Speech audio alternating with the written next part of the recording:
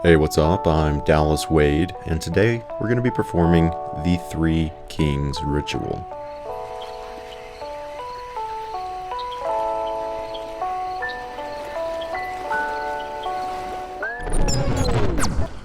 When I was searching the internet for methods of contacting the shadow side, I discovered a subreddit called r/threekings. r/threekings is a subreddit where users share their experiences performing paranormal rituals. Rituals that either send the user or their consciousness to other realms, or summon entities from other realms into our own. Thousands of users have claimed to have successfully performed a wide variety of rituals, some of which have resulted in insightful and inspiring experiences, but most have been described as living nightmares. The best part of all of it is that these users share their recipes, the steps required to perform these rituals, though they almost always warn the readers to never attempt to replicate their experience. But if I truly desire to contact the shadow side, that's exactly what I'm going to do.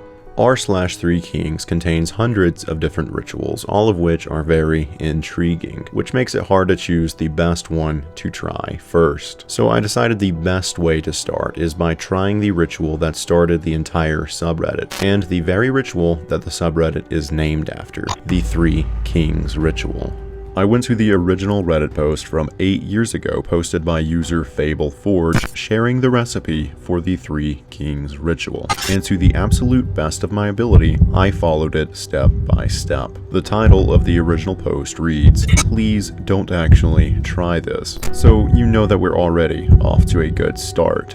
The post starts off by saying, "What I'm about to share with you today is one of the many relatively safe ways in which you can access but not quite enter a place called the shadow side, and its effectiveness depends on how seriously you take me. Your mileage may vary. Refer to title. Please don't actually try this. If you don't follow my instructions, particularly the multiple backups I'll give you, which trust me are there for a reason, you're going to have a really bad time. To perform this ritual, you will need a very large, empty, and quiet room, preferably without windows. If there are windows, cover them to ensure total darkness. A pack of candles, you'll only need one if all goes well, and a lighter, a bucket of water, and a mug, a fan, 2 large mirrors like the ones on your dresser. Don't worry, they won't be harmed, or if they are, it'll be the least of your concerns. 3 chairs, an alarm clock, a cell phone, a loved one willing to follow the rules and go along with all this madness, and lastly a power object, something like a small toy or a dear object from your childhood, something that brings back good memories and invokes positive energy.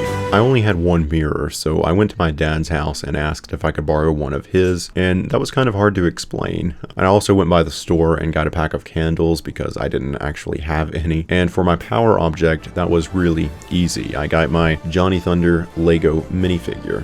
He was the lead character in several original LEGO adventure and exploration themes, and best of all, he even appeared in the LEGO Universe video game, which was not only the best MMOG and not only the best video game, but also, simply put, the greatest creation of all time. Unfortunately, the servers were closed down January 30th of 2012, and I haven't felt true happiness since then. God, I would sell my soul just to play LEGO Universe one more time.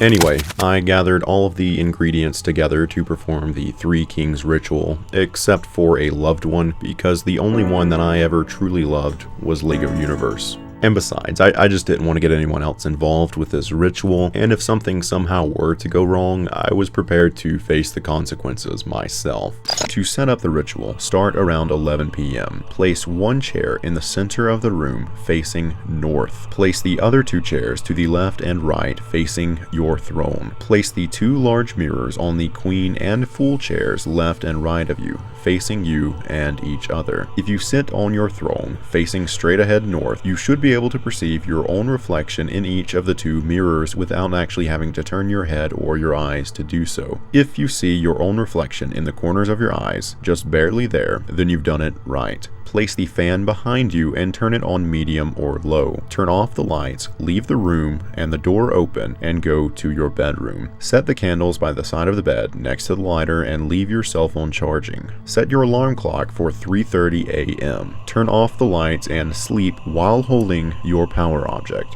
Get some rest. Showtime. Wake up at 3:30 a.m. with your alarm clock. Turn it off, but don't turn on the light. You have exactly 3 minutes to light your candle, grab your cell phone, and make your way to the dark room to sit on your throne. You must be seated by 3:33 a.m. And don't forget your power object. Check for potential red flags. If you notice anything is slightly off, abort the mission. But if all is well, then proceed. Take your throne, but do not look directly at either of the two mirrors beside you, and do not let the candle go out. The fan is behind you. You must protect the candle with your body. Look straight ahead at the darkness, not at the candle, not at the mirrors, just straight ahead. You may have noticed that I didn't say during the setup which chair was your queen and which chair was your fool. That's because it's your job to find out. And from their point of view, you are either their queen or their fool. Hence the name Three Kings. I won't spoil what happens next. Suffice to say, you won't be alone, and if you have any questions, you'll get answers, sometimes in the form of new questions. But hey, that's the story of humanity, right? Just stay put and try not to move. Again, do not look directly at the mirrors or the candle, just straight ahead. And do not chicken out. You must wait until 4:34 a.m. By 4:34, it's all over. Did I mention not to let the candle go out? That's what the fan is for. You're protecting the candle with your body. But if your body were to suddenly